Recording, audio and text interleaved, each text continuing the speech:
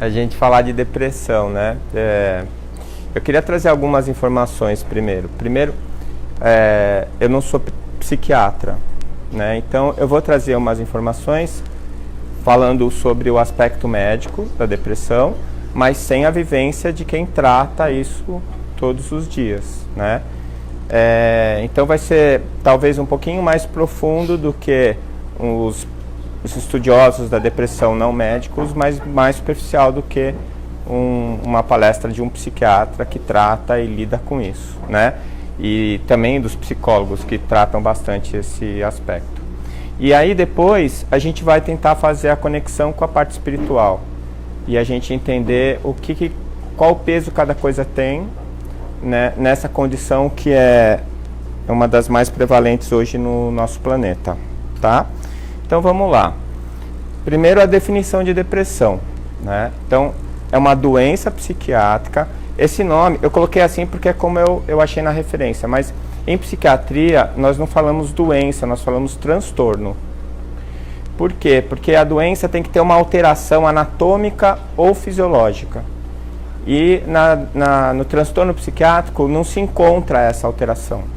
Você faz ressonância, tomografia, dosa os elementos no sangue, está tudo normal, né? Que é típico. Você vai no pronto-socorro, numa crise de depressão, querendo dar um tiro na cabeça, às 2 horas da manhã, o médico tira um raio-x, te examina e fala, você não tem nada, vai para casa. Como não tem nada? Eu não consegui ficar dormindo, eu não consegui ficar na minha casa, eu tive que levantar e ir para o hospital. Você não tem nada físico e fisiológico, né? Por enquanto. Dependendo do tempo da depressão, você vai acabar desenvolvendo o que somatiza. Mas é um transtorno. Então, vamos começar de novo. É um transtorno psiquiátrico crônico e recorrente, que produz alteração no humor, caracterizado por tristeza profunda, sem fim. O que significa isso? Está sempre triste, né? Não importa o que esteja acontecendo ao seu redor. Associado a sentimentos de amargura, desencanto, desesperança, baixa autoestima e culpa, assim como distúrbios de sono e de apetite. Tanto os distúrbios do sono como do apetite, você pode aumentar ou diminuir. Tem o depressivo que não consegue dormir e aquele que dorme o dia inteiro. Tem aquele que emagrece porque não consegue comer e o que come o tempo todo. Então, isso tudo depende da maneira como você está lidando com o transtorno, com a dificuldade que você está enfrentando, tá? Então, é um transtorno crônico, tá? E o que é recorrente? É porque tem períodos de acalmia e períodos de piora. Então, você passa por altos e baixos, né? Geralmente, eu vou falar sobre isso, tem a ver com a época do ano, porque a incidência de luz, né, tem tudo a ver com o quadro depressivo. Então, aqui no Brasil, a gente vive no trópico, né? Hoje de manhã, quem acordou de manhã cedo, estava um sol maravilhoso, né? Aquele sol melhora o seu humor. Então, lá na Europa, principalmente perto dos polos, eles têm no inverno, com 4 horas da tarde, tá de noite, tem estrela e lua no céu. Então o período de luz é muito curto, a chance da depressão é maior. Eu conheci uma brasileira que estava morando na Itália, ela quase se separou do marido, ela casou com um marido italiano e foi para lá. Ela é do Piauí, uma terra que quase não tem sol. E aí ela entrava em depressão no inverno, de um jeito que eles estavam para se separar. E eles organizaram a vida deles assim. Quando começava o inverno, ela vinha para o Brasil. Ele ficava um tempo lá, vinha passar as férias dele aqui. Depois, no verão, eles voltavam para lá. E ela conseguiu compensar o quadro dela. Então, tem a ver com essa sazonalidade também, né, de altos e baixos. Ela acomete o indivíduo globalmente, né, desencadeando sintomas que aparecem em todos os contextos da sua vida. Então, é assim, como eu falei, você somatiza, vai aparecer outras doenças, né, no seu corpo. Isso altera a tua relação com as outras pessoas, isso altera a sua relação no seu trabalho. Então, não é um problema que vai afetar um setor da sua vida, ele vai afetar toda a sua vida, né? Aliás, é muito comum que isso aconteça nas doenças, porque nós somos seres integrais. Essa coisa de dividir por partes, né? É uma coisa que hoje a gente já sabe que não funciona.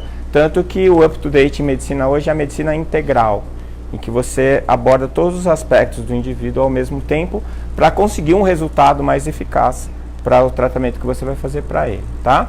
Eu trouxe alguns dados estatísticos para a gente ter uma ideia do que a gente está falando. 300 milhões de pessoas de todas as idades sofrem com esse transtorno no planeta. Isso é sempre um número hipoestimado, porque se por um lado os países desenvolvidos eles têm notificação das doenças, quanto mais pobre o país, né, menos notificação tem, menos diagnóstico tem, tá certo? Então, a gente acredita que seja mais que 300 milhões. Em 10 anos, de 2005 até 2015, o número de deprimidos no mundo cresceu 18,5%. Ou seja, nós estamos ficando cada vez mais deprimidos, né? Afeta 4,5% da população mundial e no Brasil o nosso índice é pior que o da população mundial. A gente chega quase perto de 6%. São 11,5 milhões de pessoas. Isso não era para ser, porque nós temos muito sol, né? O brasileiro tem uma cultura de alegria, né? Tem alguns países que têm culturas mais sérias, eles são mais rígidos, eles tendem a ser mais deprimidos também. Então, o fato da gente ter muito deprimido não me assusta, porque a gente é grande, o país é grande, tem muita gente. Mas em proporção, não. Então a gente cresceu, né? A gente tem uma porcentagem maior de deprimidos que a população no mundo, de uma maneira geral. E quem são os mais afetados? As mulheres são mais afetadas que os homens e as pessoas entre 25 e 35 anos de idade, né? Então é uma faixa etária em que você é produtivo, em que você está no auge da sua vida profissional, intelectual, e que você vai estar cometido de um transtorno que vai prejudicar sua cognição, vai prejudicar a sua produção e assim por diante. Os solteiros, os divorciados e os viúvos têm histórico, e com histórico de depressão na família, eles têm mais chance de se desenvolver quadros depressivos. Todo mundo reclama de casamento, mas é uma boa, faz bem para a saúde, né? Dá problema? Dá, mas sem dar mais. Então é melhor ficar casado, tá certo? Então as mulheres aguentam o traste e homens aguentam a bruxa, porque ela vai fazer você viver mais, né? Tá bom? As consequências. Então, a principal causa de incapacidade em todo o mundo e contribui de forma importante para a carga global de doenças. Então, esse aspecto é aquele que eu falei para vocês com relação à somatização. Vou dar um exemplo que é já bem estudado e clássico na medicina. O deprimido, ele tem uma hipoatividade do sistema imunológico e ele tem maiores chances de manifestar doenças infecto-contagiosas. Então, se você está gripado na sua casa, todo mundo da sua casa vai entrar em contato com o vírus. E você pode reparar que tem um que nem tem nada, o outro dá umas 2 tossidinhas e está bem, o outro fica de cama 2 dias e assim por diante. Então, depende de como é que o sistema imunológico da pessoa está no momento em que ela entra em contato com o vírus, né? Então, isso pode trazer um desenvolvimento da doença infecto-contagiosa. Isso também vale para as neoplasias, né? Se você tem um gene para o câncer, que é um fator predisponente, se você tem um hábito que provoca aquele câncer, que também pode ser um fator predisponente ou desencadeante, e você faz uma crise de depressão, às vezes é o momento em que vai aparecer o câncer, né? Vai aparecer o tumor, né? Aí o paciente fala, eu não dou sorte, o que é que Deus quer comigo? Na verdade, não é uma questão de sorte nem de Deus. É uma questão de que você está instável, né, emocionalmente, você está deprimido, e você deprimindo, você deprime todo o seu sistema imunológico. Outras doenças podem aparecer, enxaqueca, gastrite, úlcera duodenal, diarreia e assim por diante, hipertensão arterial e assim por diante. São as somatizações, né? A psicossomática, ela fala muito em órgão-alvo. Então, cada um tem o seu órgão-alvo. Quando você está mais estressado, é ali que vai bater primeiro. né? Depende da dinâmica, né? Da sua relação entre você e o seu corpo, tá? E, no pior dos casos, leva ao suicídio. Eu li um artigo bastante interessante, feito na Suíça. Vocês sabem que na Suíça é permitido o suicídio assistido e é legal a eutanásia. E eles têm uma empresa, quando eu estive lá eu vi o anúncio no jornal, chama Exit, saída em inglês, que você contrata esse pessoal para eles te ajudarem a você a se suicidar. Então, eles vão na sua casa, ou então você pode ir na empresa, eles tratam da parte legal, e aí eles botam um sorinho com um anestésico e um outro sorinho com uma substância que vai fazer você parar de respirar. Aí você fica segurando, com a mão o sorinho dobrado, né, o caninho dobrado, você fica segurando com a mão, o que vai te matar. E o que vai fazer você dormir fica com a torneirinha. E aí a enfermeira pega a veia, bota tudo, instala e vai embora e orienta você. A hora que você quiser, você abre a torneirinha, aí você vai dormir, a sua mão cai e aí entra o soro que vai te matar. Depois de um tempo eles vão lá, removem o seu corpo, fazem o funeral, tá tudo certo. Tudo certo, né? Nesse país, na Suíça, a segunda maior causa de morte, a primeira é acidente de carro, a segunda é suicídio. E a taxa de nascimento é negativa lá há muitos anos. E os poucos que nascem se matam. Então, se você não quer correr o risco de ver um suíço, vai para a Suíça. Né? Lá você vai encontrar franceses, você vai encontrar alemães, italianos, mas é muito difícil você encontrar um suíço, né? Porque eles estão se matando. Esse trabalho que foi feito na Suíça, eles fizeram o seguinte: de cada 10 pacientes que iam pedir o suicídio assistido, eles pediam autorização para o paciente para medicar ele com antidepressivo. E depois de 30 dias, se eles quisessem ainda o suicídio, eles faziam. 85% desistiram. Então, o que o paciente está pedindo quando ele quer morrer, e ele vai lá pedindo para morrer, ele não está querendo morrer, ele está querendo tirar aquela dor dele. Ele está querendo se livrar daquela tristeza sem fim.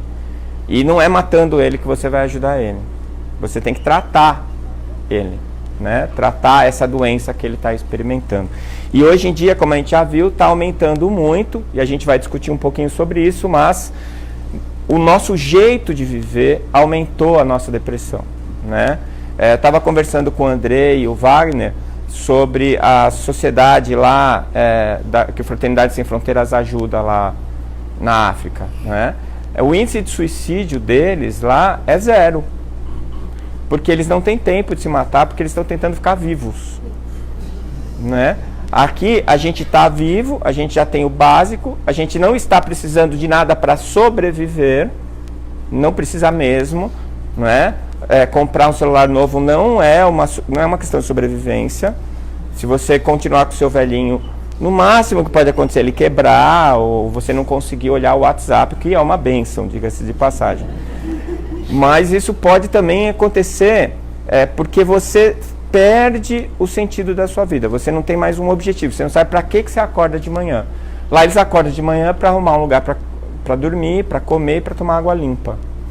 Então, o homem moderno, principalmente nas sociedades mais desenvolvidas, em que ele tem todas as necessidades básicas dele atendida, ele enfrenta um vazio.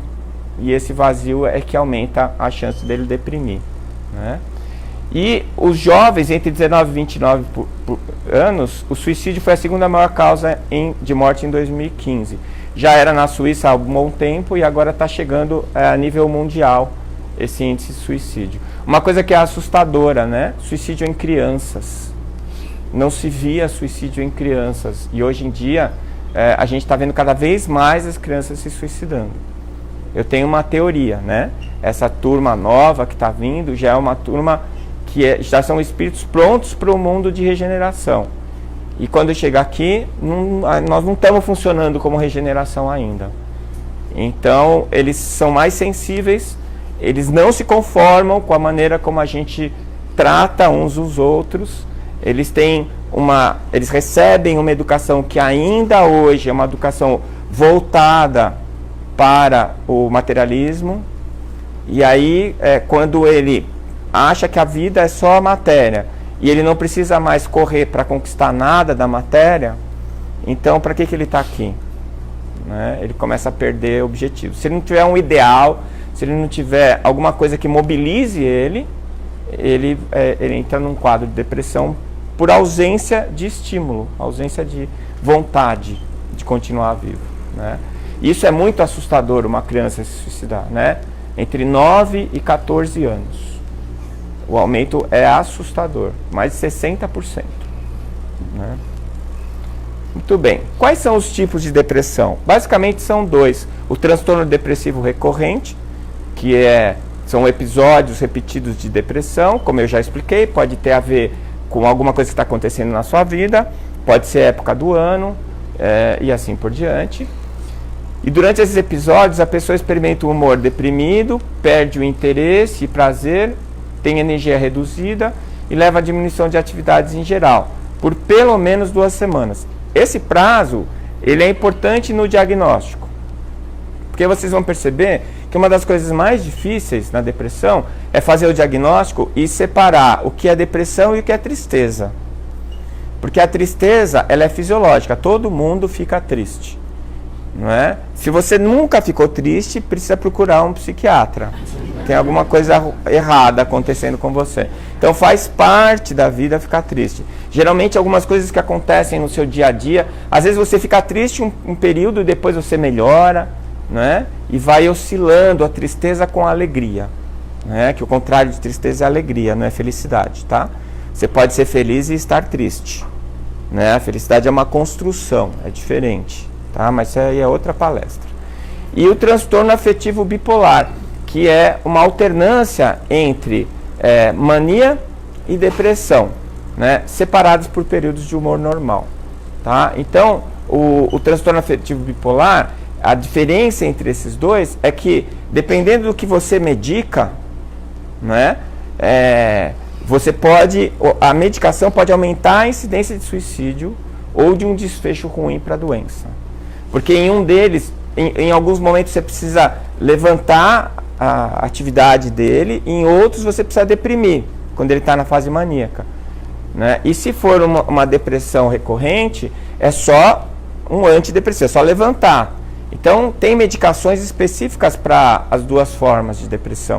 Por isso que não é a sua vizinha que faz o diagnóstico de depressão, né? Não é o seu amigo, não é o tiozão ali que está no bar.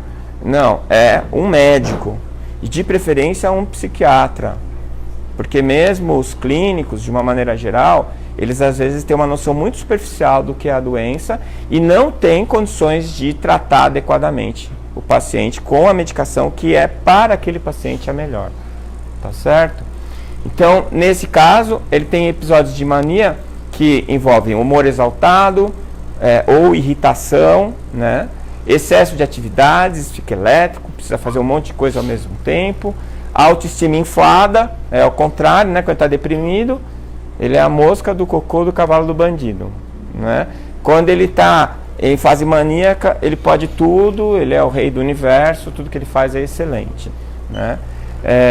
E menor necessidade de sono e aceleração do pensamento.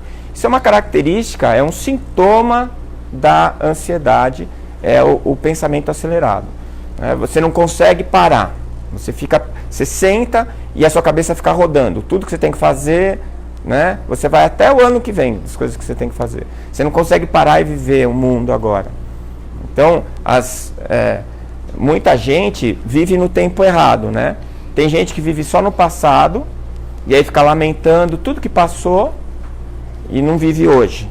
E tem gente que fica sempre pensando no que vai ter que fazer, e também não vive o hoje. Então, os dois não estão vivendo. A gente tem que viver agora, né? Os chineses que falam, por isso chama presente, porque é um presente, a vida está acontecendo agora. O passado te ensinou, você usa o que você aprendeu no passado. O futuro é uma meta, uma perspectiva, mas a vida está acontecendo agora e a gente precisa viver adequadamente, tá? Então, o episódio depressivo pode ser categorizado como leve, moderado ou grave, dependendo da intensidade dos sintomas. Existem quadros muito graves de depressão em que o paciente entra num estado de catatonia. Ele não come, não quer levantar da cama, por ele parava de respirar, né? Eu conversando uma vez com um psiquiatra, ele me falou uma coisa: não é que o deprimido quer se matar, o deprimido quer não existir. Então, mesmo o espírita, e eu já ouvi isso, não, mas é espírita, como é que fica deprimido? Fica porque é um ser humano encarnado, né? E fica deprimido igual. E o espírita tem um agravante, porque ele sabe que mesmo que ele se matar, ele vai continuar existindo. E mesmo ele querendo acabar com aquilo, ele sabe que ele não vai conseguir. Então a coisa fica mais pesada ainda para ele, dependendo da situação em que ele está se encontrando e do nível de consciência que ele tem do transtorno que ele está enfrentando, tá? Então, existem até situações em que a indicação do tratamento é eletroconvulsoterapia. Então, ainda hoje tem muita gente que acha que é um absurdo dar eletrochoque, né?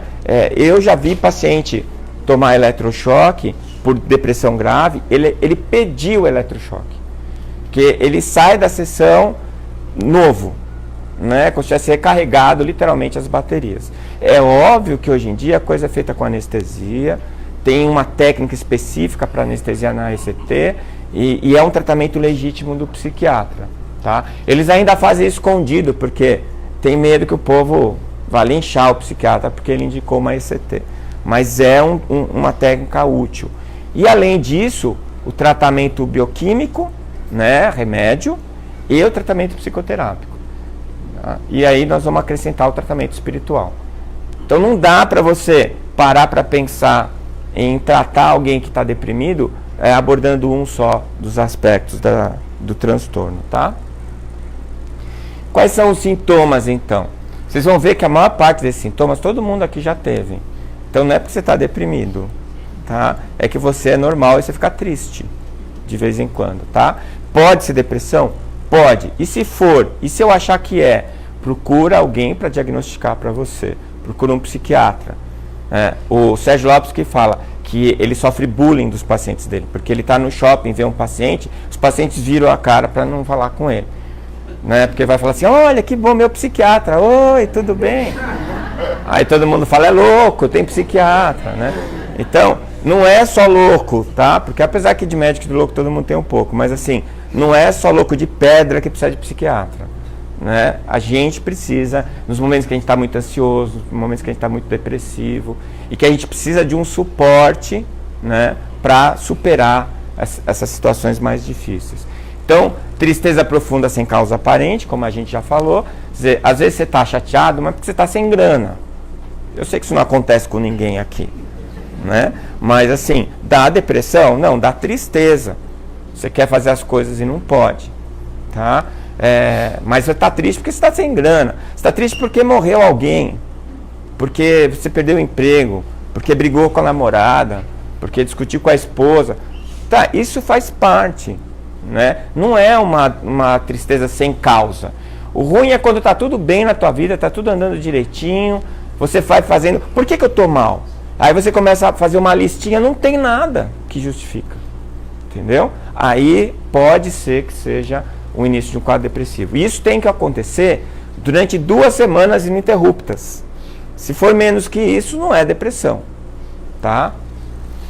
Falta de prazer, satisfação em situações ou ações que anteriormente você tinha prazer em fazer, né? Alteração da libido. E isso daí são coisas que a gente chama de adonia. Quer dizer, nada te anima. Não, então vamos viajar. Não, vamos na piscina. Não, vamos tomar um sorvete. Vamos jantar fora. Tudo é chato, né? A vida fica cinza. Cinza. Nada tem cor, nada tem brilho, nada te faz rir, né? Então, esse caso aí é uma situação típica de um quadro depressivo. Alteração de sono e apetite, como a gente já falou, mais ou menos. Dificuldade de se concentrar para tomar decisões, memorizar fatos novos. Então, se fosse só por isso, eu estava deprimido, né? Porque vai ficando difícil lembrar as coisas. Eu era o rei do epônimo na faculdade. Quando eu fazia prova, eu sabia o nome de cirurgia, o nome de não sei o quê. Agora eu não lembro o nome das pessoas. Outro dia eu chamei o meu filho mais velho pelo nome do cachorro. Ele ficou meio bravo comigo. Eu falei: calma, eu já chego no seu. né? Isso faz parte do estresse, ansiedade, tira um pouco a memória, né? E também com a idade a gente vai prestando atenção em outras coisas, né? E às vezes pode provocar. Mas assim, normalmente o deprimido ele vai tendo dificuldade de memorizar. Por quê? Porque nada interessa para ele. Tudo é chato. Ele não presta atenção em nada. Então ele não registra, né? É por isso que ele vai ter dificuldade de se lembrar.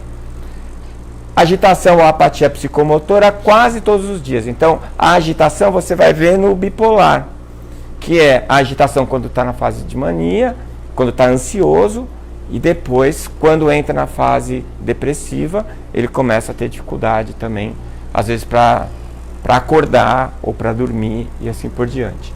Queda de rendimento no trabalho ou escola, cansaço físico e fadiga. Então você está sempre cansado, acorda cansado, vai dormir cansado, né? É aquela história, você fica assim, acho que eu cansei da vida. Tá tudo chato, nada é legal, nada. Então você acorda de manhã e você fala, putz, que droga, eu acordei, né? E agora, o que eu vou fazer hoje? Ah, tanto faz. E essa é a cabeça do deprimido, tá? Ele tá com dificuldade de ver que tem coisas legais para ele desfrutar no dia dele. Culpa excessiva, sentimento permanente de culpa e inutilidade e baixa autoestima.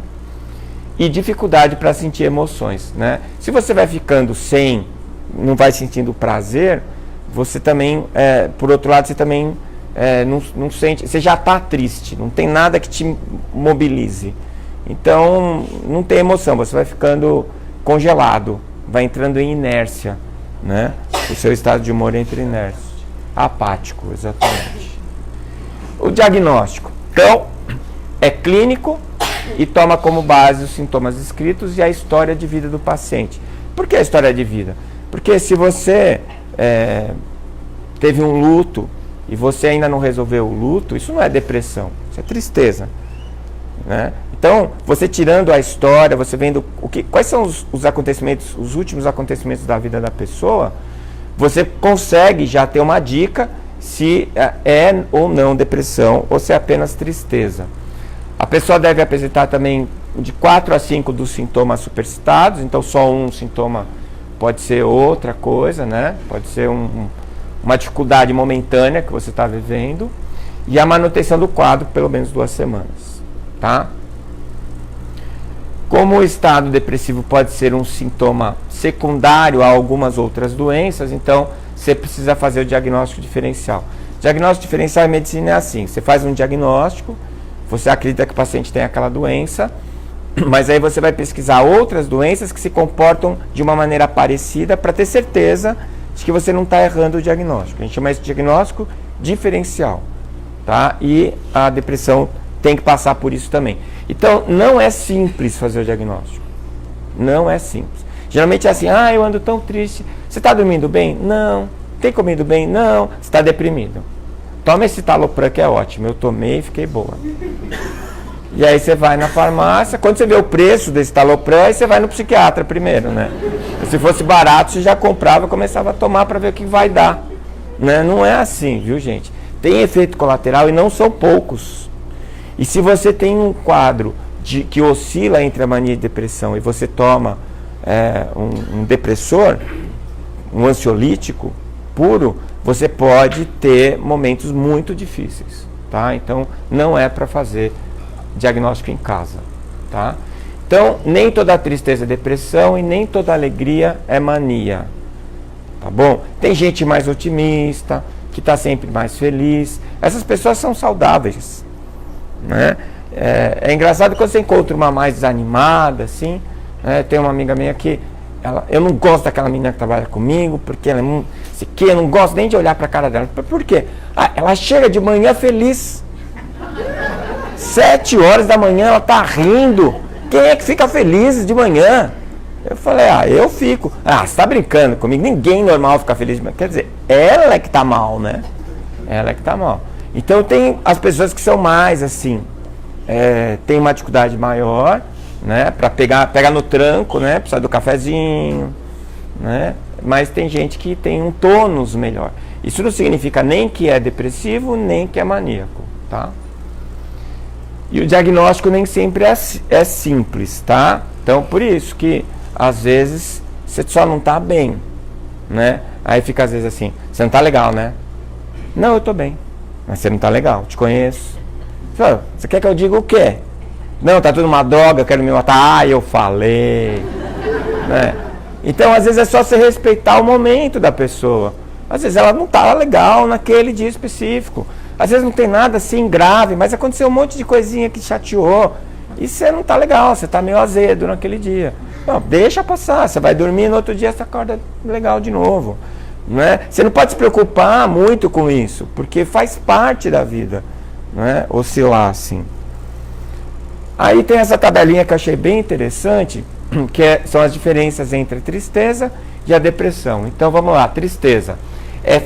A tristeza sempre tem um motivo, né? Eu estou triste por causa disso. A pessoa sabe porque está triste. A pessoa triste pode ter sintomas no corpo, como um aperto no peito, o coração disparar, choro fácil.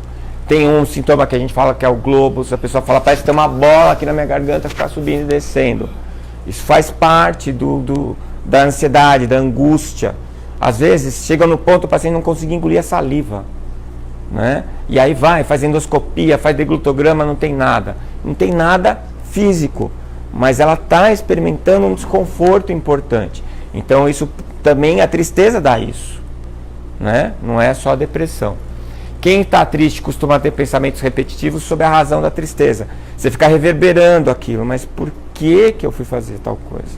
Mas como é que eu fui, né? E isso tudo faz parte do quadro tristeza. E depressão? É uma tristeza profunda e sem conteúdo. O que significa uma tristeza sem conteúdo? Eu não consigo identificar por que eu estou triste, né?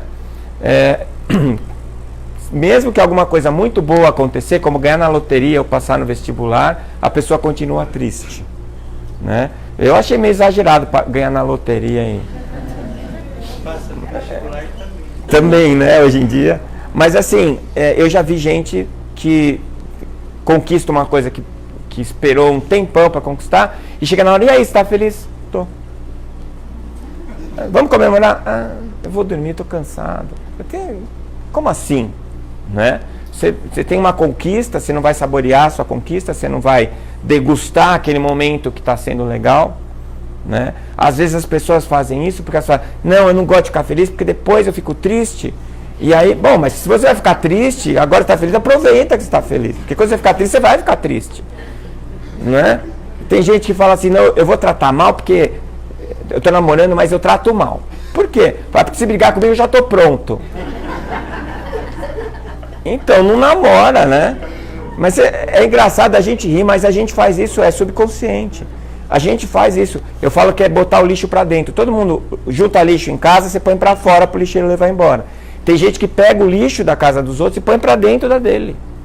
E depois reclama que tá fedendo, reclama que é infeliz. Tem gente que passou um período muito grande da vida sendo infeliz, não sabe trabalhar de outro jeito.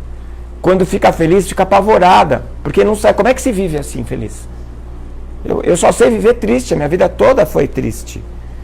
E aí a pessoa, ela provoca a tristeza, ela desorganiza a vida dela, porque ela se sente mais segura, triste, do que feliz.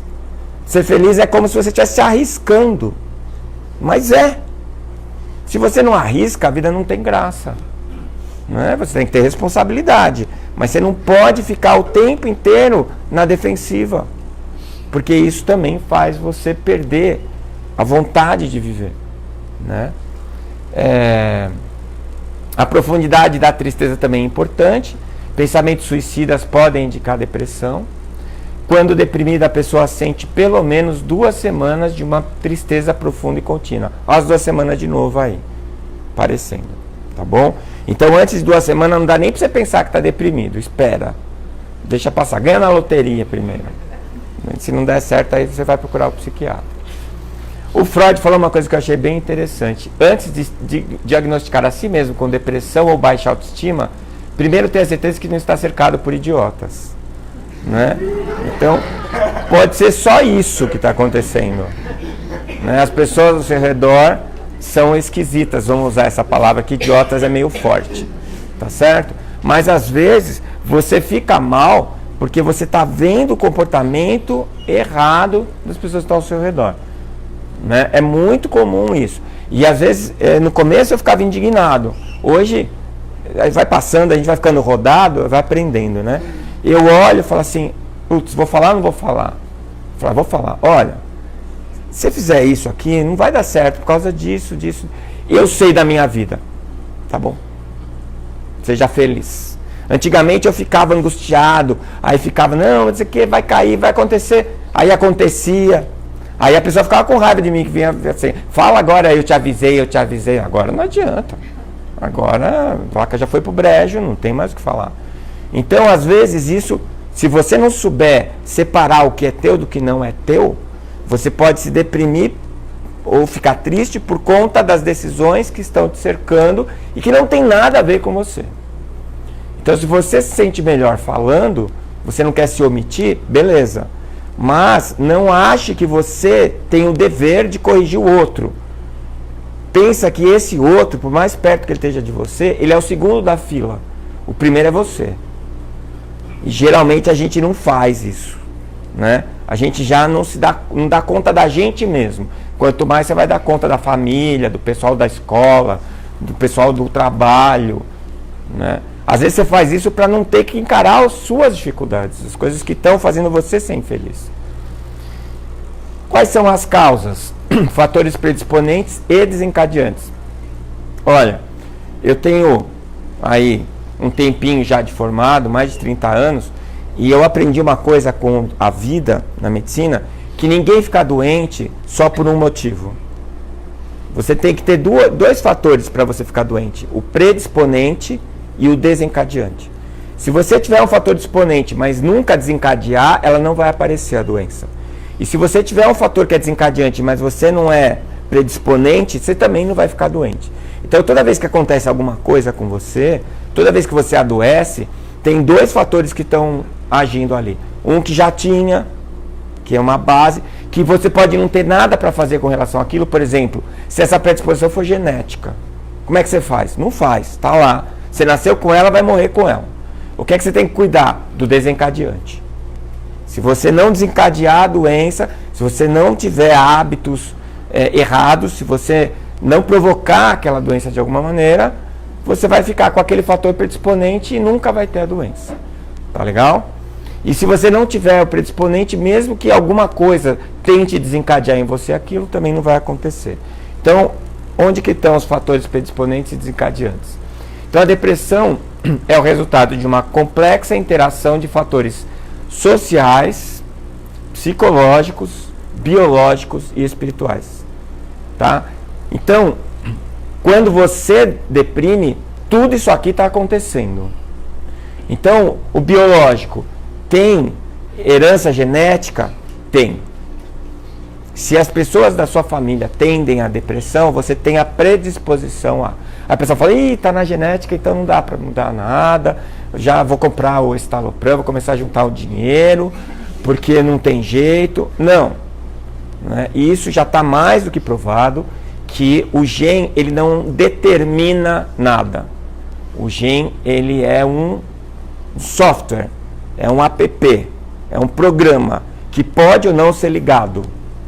Certo? Então, mesmo que você tenha esse programa lá nos seus genes, se você não puser o seu dedinho no íconezinho, você não vai deprimir, tá? Mas aí é um predisponente. Os psicológicos, a tua infância, a maneira como você aprendeu a lidar com a vida, né? O grande problema hoje é aquela psicologia pedagógica da minha época, né? Um pouquinho depois que eu era criança, que não podia bater, bater não pode mesmo, mas não podia educar, né? Não pode falar não, que traumatiza a criança. Então, eu descobri uma coisa, depois que eu tive 3 filhos. Se tem uma única coisa que eu puder ensinar para eles, uma só, mais nada, eu vou ensinar eles a ouvir não. Porque a vida vai falar um monte de nãos para eles, muito poucos sims. E na hora que ele ouvir um não, se ele não souber o que fazer com aquele não, ele vai pirar. Ele vai deprimir, ele vai matar alguém. Então é melhor ele aprender a ouvir não. Ele saber que tem vezes que ele vai ter o que ele quer, tem vezes que não vai ter. E que quando não tiver, ele tem que lidar com aquilo com naturalidade. Porque senão ele não vai conseguir ser feliz. Então esse é um aspecto psicológico. Os aspectos sociais.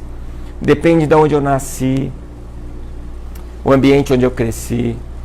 Né? A gente fala de favela, fala sempre de bandido. E o que não é bandido que mora lá na fazenda, na favela? E aquele molequinho que queria brincar na rua e não podia? Porque a mãe não vai deixar ele brincar na rua, tem tiroteio toda hora. Né? Como é que essa criança cresceu? Os aspectos sociais, o que está dizendo para ela? Né? E os espirituais, que da maneira como eu estou sintonizando o meu pensamento, a forma como eu estou gerando os meus pensamentos, é como se eu estivesse emitindo um sinal para chamar todo mundo que pensa igual a mim.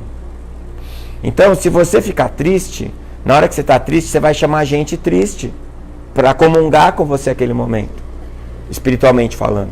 Vai estar cheio de espírito triste com você. Mas se você se acostumar com isso e gostar, se você não fizer um rodízio da moçada da arquibancada que fica vivendo junto com você, o que vai acontecer é que você vai acabar deprimido. E aí vai ficando cada vez mais difícil sair. Porque mesmo que você queira, mesmo que você decida que aquilo precisa ser mudado na sua vida, o teu cérebro não deixa mais você mudar, porque ele já está trabalhando bioquimicamente dentro de um padrão depressivo. Você está produzindo neurotransmissor, serotonina a menos. Você está com dificuldade de produzir dopamina. Você tem uma série de neurotransmissores que se acostumaram a ser produzidos em baixa quantidade. Então é a mesma coisa. Se você nunca correu e você vai resolver correr a maratona, depois de 5 passos você já está com a língua arrastando no chão, está com dor na perna. O que você precisa para correr a maratona? Você precisa começar com o primeiro quilômetro, depois o segundo, até que vai chegar uma hora que você se condiciona a aguentar os 40. E aí quando você chegar lá, você consegue correr uma maratona. Depois se prepara para ficar uma semana de cama, mas tudo bem, você correu a maratona. Né? Agora, se você acostuma o teu cérebro a vibrar a tristeza, e se você chama a companhia espiritual da tristeza, você cria um ciclo vicioso que vai se retroalimentando. E aí vai chegar uma hora que você não consegue mais sair dali. Tá? São muitas coisas concorrendo contra você. Então, cada um desses pode agir como predisponente ou desencadeante. Tá? Eu posso não ter uma tendência genética para ser deprimido, mas eu tenho uma doença neurológica ou uma doença autoimune que diminui a minha serotonina. E aí eu vou deprimir também. Né? Então, não é só a genética. Tá? Tem vários fatores biológicos, vários fatores espirituais, vários fatores psicológicos e sociais que podem provocar essas alterações. Tá? Deixar você deprimido. Então, os sociais e psicológicos. Pessoas que passaram por eventos diversos durante a vida, desemprego, luto, trauma psicológico, as pessoas que sofreram violência, quanto mais cedo, pior. Não é? Criança que sofre violência, a síndrome pós-traumática gera uma cicatriz profunda. Ele cicatriza, mas vai ficar ali aquilo. A pessoa vai ter que aprender a conviver com aquilo, ela não se livra mais. Né? Então a gente tem que ter muita paciência e muita compreensão para ajudar a pessoa a superar aquilo ali. Tá? Então essas pessoas que sofreram esses traumas, essas dificuldades, quanto mais cedo na vida, maior a chance dela deprimir. Estresse precoce na infância é um fator predisponente. Outro dia eu estava pensando, eu estava cuidando de um menino, de um adolescente de 14 anos, até 13, né, o pediatra. E o moleque estava com dor de estômago, uma endoscopia com uma úlcera no duodeno. E aí eu fui falar para ele e tal, como é que era a vida dele, e eu falei se ele não fazia alguma coisa, né, de esporte, alguma coisa lúdica. Eu falei assim, eu não tenho tempo. Como é que um moleque de 14 anos não tem tempo? É porque ele vai na escola de manhã e de tarde. Na minha época era ou de manhã ou de tarde. Aí ele faz música, ele faz inglês, ele vai no Kumon, aí por conta de estudo ele tem que ir na psicóloga, depois ele vai na fisioterapeuta, e aí ele vai no dentista, ele não tem tempo. E eu fiquei lembrando que eu ia na escola de manhã, à tarde eu pegava a bicicleta, punha a bola embaixo da camiseta, como se fosse grávida, e ia de bicicleta com a bola perto da escola pra gente jogar futebol. Como eu morava em São Paulo e não tinha nada, a gente jogava na rua. Então tinha uma regra específica, quando o carro aparecia na esquina, tinha que parar, não é? E depois tinha que voltar a bola do ponto onde estava. A gente brigava por causa disso. Mas eu jogava bola à tarde, né? Então eu chegava em casa, eu almoçava, fazia a lição e ia brincar, né? Ah, não assistia a televisão? Não. Naquela época a TV era programa, só tinha 2 e o desenho era num horário fixo. Passava desenho quando eu estava na escola. Então eu não assistia TV. Olha que bênção, né? Hoje em dia tem 58 canais lá para o cara assistir. E se juntar a TV acaba aí. então, e o pior é que nem a TV ele assiste, porque ele puxa o celular e fica assistindo naquela telinha, né? O mundo, ele vira uma tela de 10 por sei lá quanto que tem aqui, né? E aí, o que acontece? Eles ficam ansiosos, como um adulto que trabalha muito. Eles não têm tempo para brincar, para ser criança, né? Então a gente tem que parar para pensar um pouquinho. Ah, mas o inglês é importante. Não, mas tem que arrumar os dentes. Não, mas precisa... Tá, precisa tudo, mas ele também precisa existir antes. Ele precisa ser feliz antes, né? E em algum momento ele pode escolher fazer aquela coisa que você está escolhendo para ele antes dele poder decidir a vida dele, né? Quando nos acostumamos com a tristeza, ela passa a ser nosso estado constante de humor. E aí você se acostuma, é aquilo que eu falei. E acaba sendo o seu lugar seguro. Você prefere estar triste porque você sabe como lidar com aquilo do que estar feliz.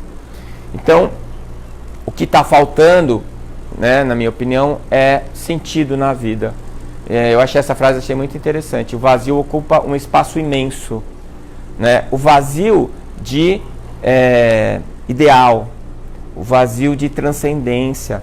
Então, eu vejo os meus filhos, eles têm uma tendência a serem materialistas. A instrução que eles receberam na escola confronta o que eles veem em casa. Ah, mas se tivesse feito a evangelização, fez. Arrumou até uma confusão lá. Não sei se é a dona Ivone mesmo, porque o meu filho mais velho chegou um dia e ele falou assim: escuta, eu não acredito em Deus. Eu não tenho nenhum motivo para acreditar em Deus. Na aula de evangelização.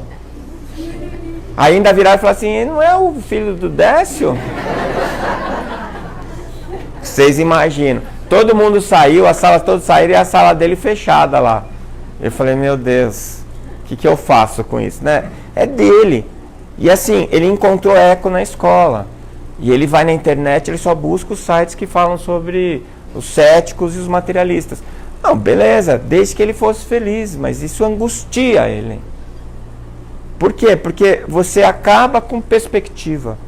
Você anula a transcendência. E todo mundo precisa ter transcendência.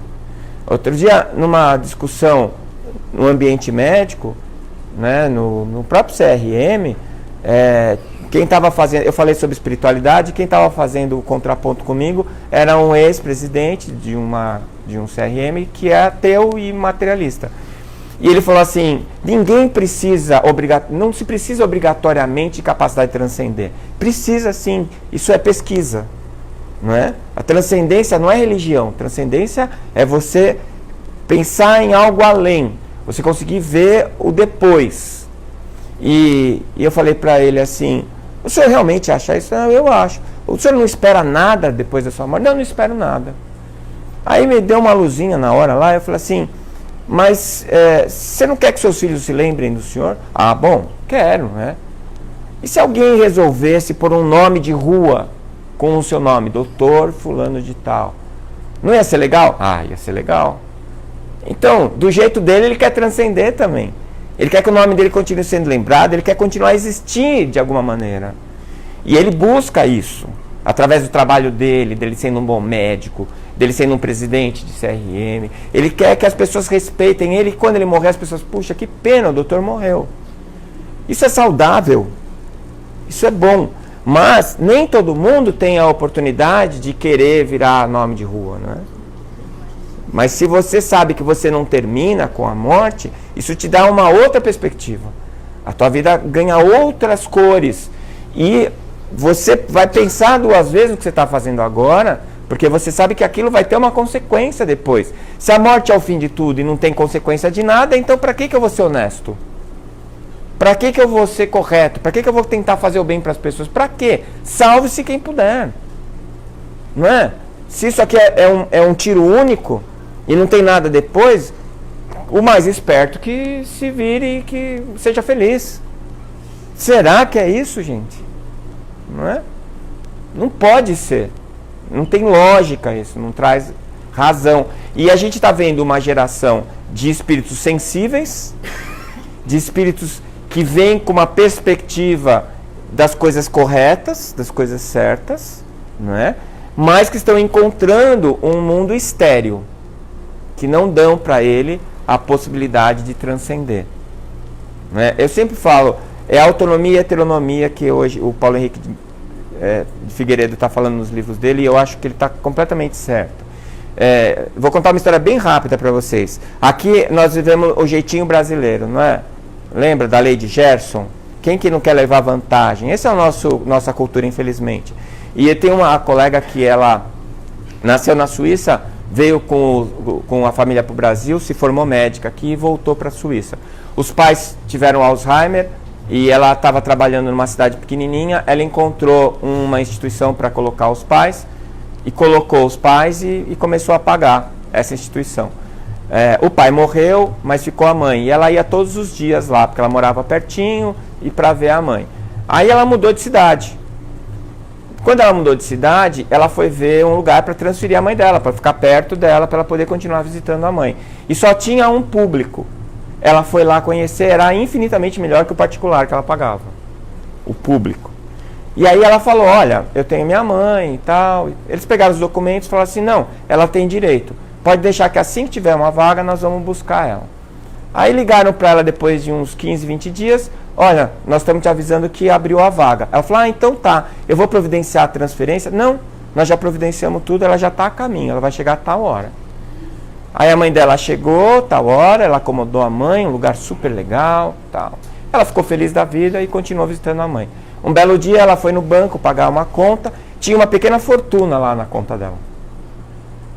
Ela falou assim, nossa, o que está acontecendo? Foi falar com o gerente do banco. O gerente falou assim, não, isso aqui veio da Previdência Social.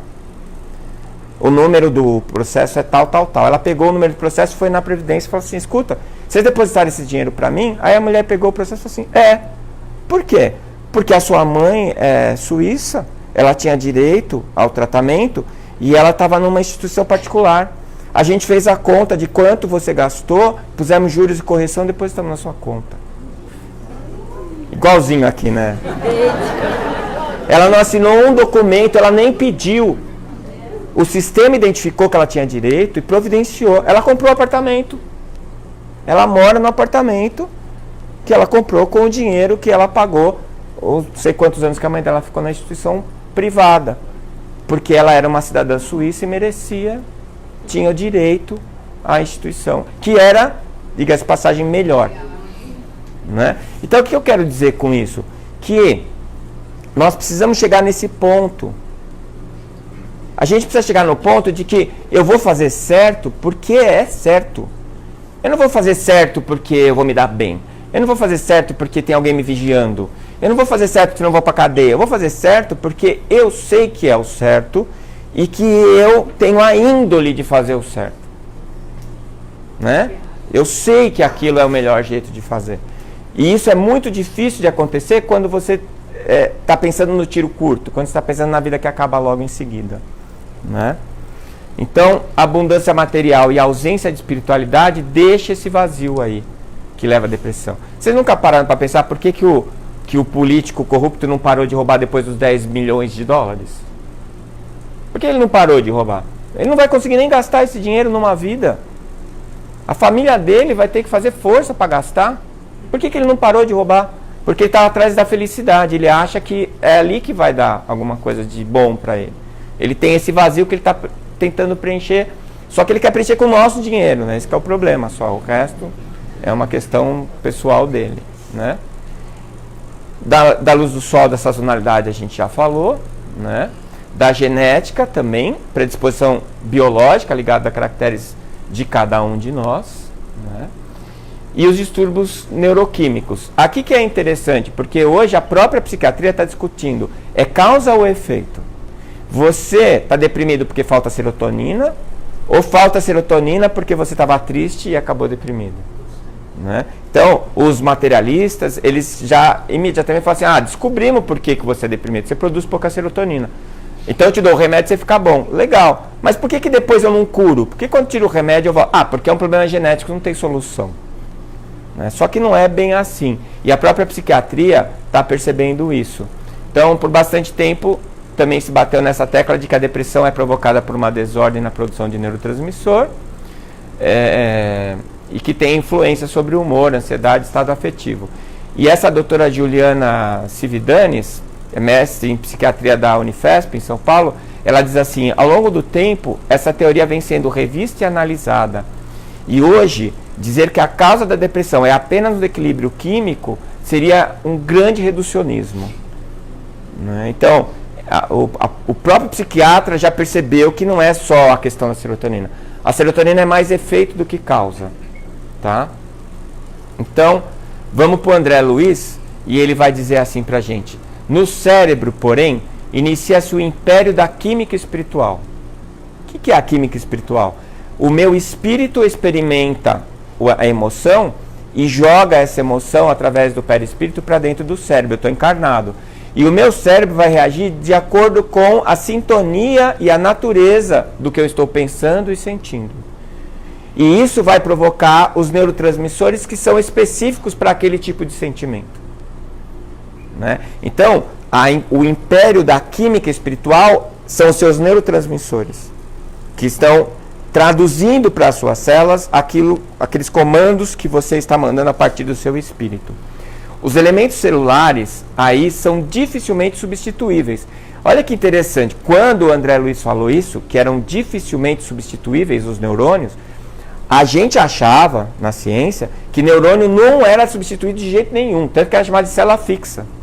E hoje a gente sabe que a neuroplasticidade, com a neuroplasticidade, a gente sabe que a gente produz neurônio, modifica neurônio, transforma a célula-tronco em neurônio e assim por diante. Ele já deu essa palhinha aí pra gente há 70 anos atrás. Né? A paisagem delicada e superior é sempre a mesma, porque o trabalho da alma requer fixação, aproveitamento e continuidade. Ele está dizendo o seguinte aqui, por que o nosso cérebro não é que nem o nosso sangue que troca as células a cada 120 dias? Por que o nosso cérebro não é igual ao estômago que troca todo o revestimento em 90 dias? Porque a nossa mente está se fixando nele. E não dá para ficar mudando. Isso atrapalharia a manifestação da alma. Então é necessário que haja uma continuidade, uma constância na estrutura neural. E é assim que é. Por isso que o cérebro é tão difícil de se recuperar de lesões, se comparado com outros tecidos do organismo. E ele continua.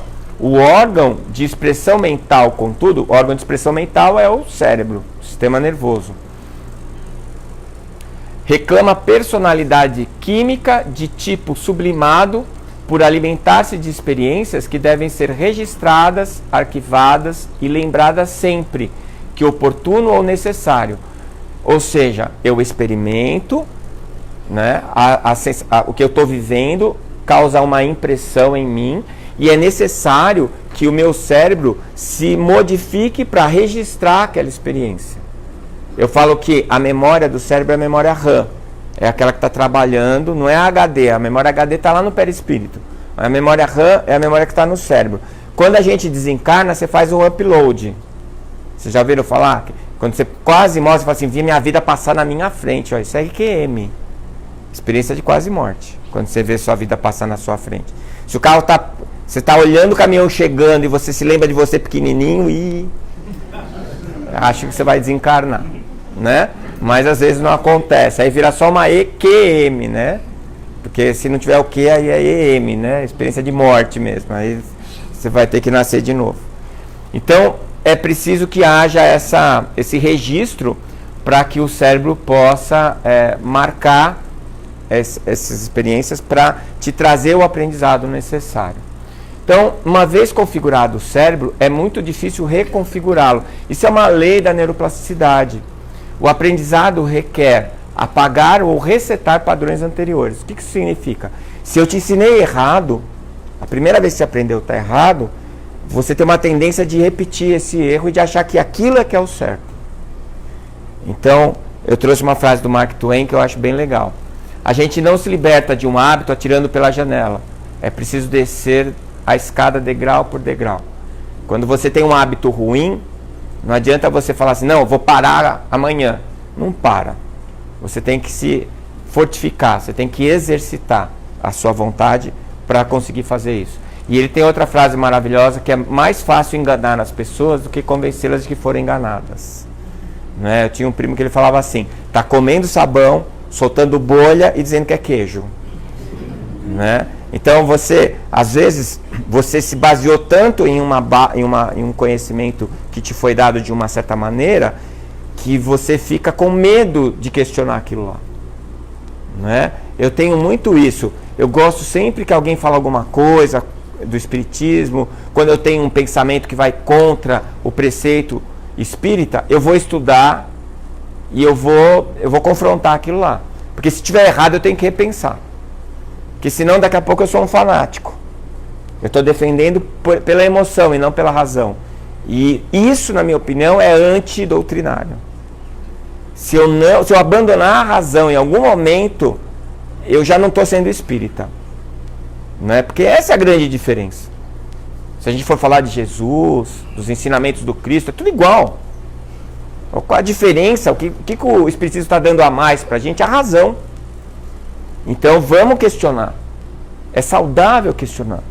Ah, mas é assim, está escrito. Tá, mas o próprio Kardec falou que se um dia a ciência descobrisse que o espiritismo estava errado, que o espiritismo ia mudar. Eu tenho certeza que ele não falou isso porque ele achou que o espiritismo ia mudar. Porque faz quase 30 anos que eu sou espírita, faz quase 30 anos que eu confronto o espiritismo, achando que eu vou achar um defeito, e cada vez que eu confronto, eu confirmo.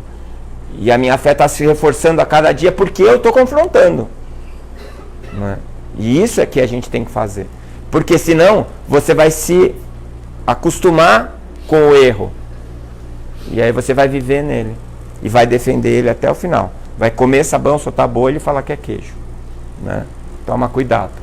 Então existem vários tratamentos medicamentosos e psicológicos eficazes para depressão. Tem que tomar remédio. Eu já ouvi isso em mais de um lugar em centro espírita. Depressão é coisa de quem não tem fé. Não precisa tomar remédio nem no médico. Faz prece, vai rezar. Olha, não estou rogando praga, mas esse aí um dia vai ficar deprimido. E aí ele vê que não é tão simples a coisa assim. Tá certo? Falta de fé. Quem é aqui que tem fé suficiente? Quem se arrisca? Eu não me arrisco. Né? Eu achava que eu acreditava que eu tinha muita fé, que a minha fé era super rígida, super forte. Rígida não, forte, robusta. Aí eu mudei de Campo Grande, de Santos para Campo Grande, fiquei sem emprego, com 3 filhos, não tinha lugar para morar, morando na casa da minha cunhada. Cadê? Sabe onde foi parar a minha fé? Não sei, até hoje eu não achei ela, estou procurando ainda. Porque eu chorava, eu reclamava, eu achava que Deus não existia. Então é assim, a gente tem que ter noção de quem a gente é. Né? Se é lagartixa, não queira ser jacaré. Né? Lagartixa é lagartixa. Vamos ser felizes, lagartixa. Um dia a gente cresce e vira jacaré, mas por enquanto é lagartixa. Certo? Então, quando o seu cérebro já se acostumou neuroquimicamente a trabalhar num determinado padrão, a sua vontade não consegue mudar o status quo. Porque o seu sistema neural se conformou de um jeito, se configurou de um jeito, e é muito difícil você desconfigurar para reconfigurar. Fazer esse reset. O que faz reset, que a gente sabe? Grandes traumas. Né? Então dá um susto no cidadão e depois do susto ele fica bom. Não adianta, não é assim. Talvez melhore o soluço, com susto, mas depressão não vai melhorar. Mas se você tomar o remédio e elevar o nível de serotonina, você abre uma janela para o cara. E aí ele vai ter espaço para usar a vontade dele para reverter a tristeza crônica que ele se meteu. E nessa hora que a psicóloga vai ajudar ele.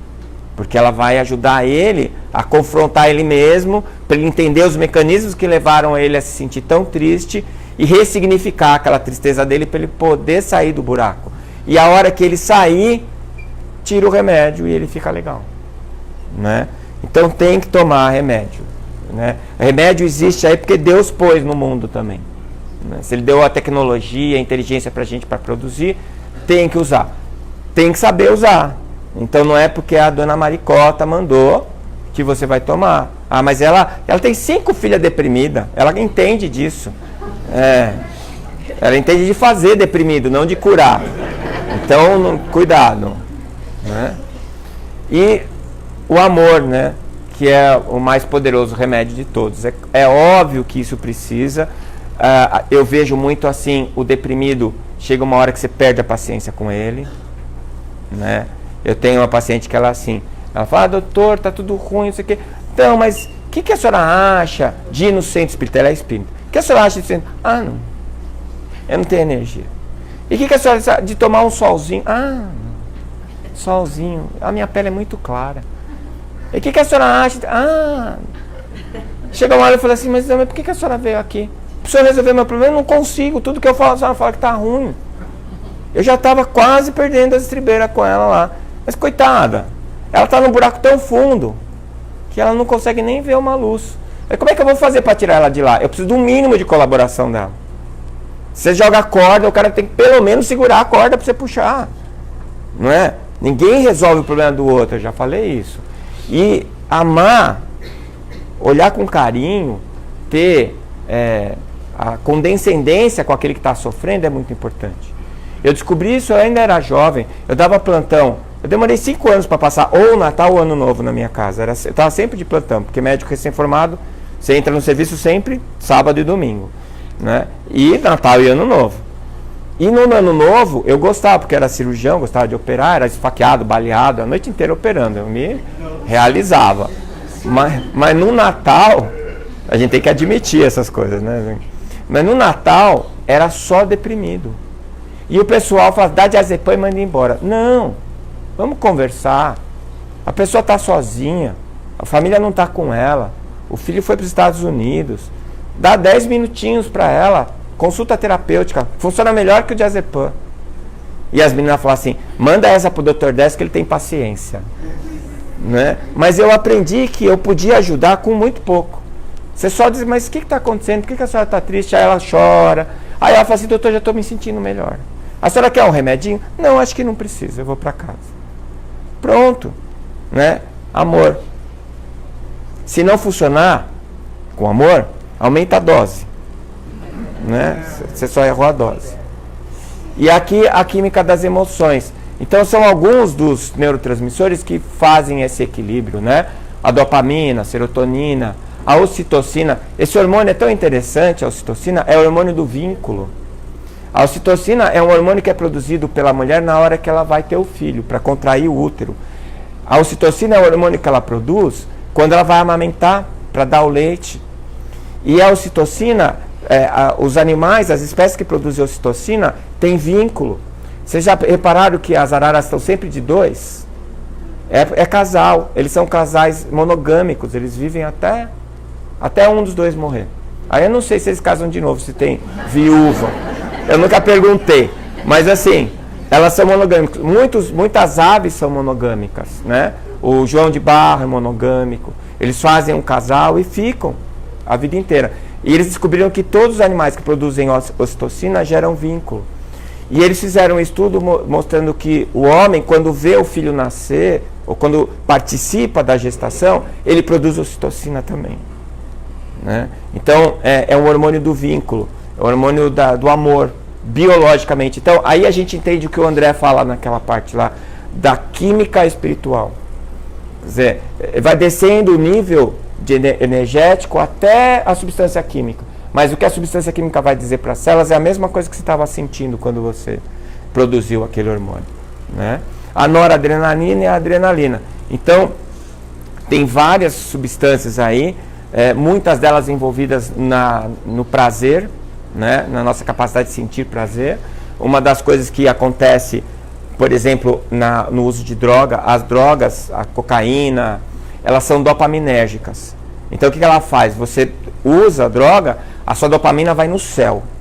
E aí você tem uma experiência fantástica. Nossa, que legal! Só que aí o que você fez? Você elevou o seu nível de saciedade para o top. E aí depois, quando você acaba a cocaína, você volta para a mesma estágio que você estava antes, só que agora ficou tudo preto e branco. Nada mais tem graça.